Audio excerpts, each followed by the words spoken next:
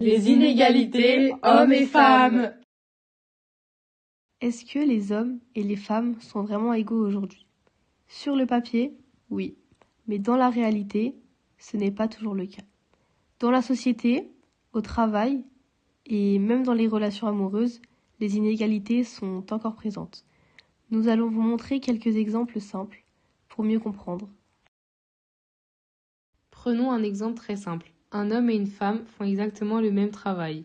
Ils ont les mêmes compétences, la même expérience et les mêmes responsabilités. Et pourtant, souvent, l'homme est mieux payé que la femme. Cette différence peut sembler petite, mais sur une année, elle devient très importante. Et ce n'est pas tout. Les femmes ont aussi plus de difficultés à accéder aux postes les plus élevés. Même quand elles sont aussi qualifiées, elles sont parfois moins choisies. C'est une inégalité qui existe encore aujourd'hui.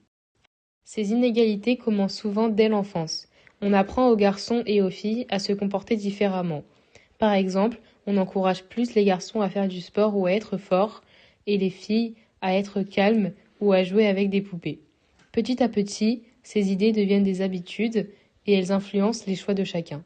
Une fille qui veut devenir scientifique peut entendre « Ce n'est pas un métier pour les filles !» et un garçon qui veut devenir infirmier peut être moqué. Ces stéréotypes limitent des rêves et créent des inégalités. Les inégalités existent aussi dans les couples. Dans certaines situations, les tâches ne sont pas partagées équitablement.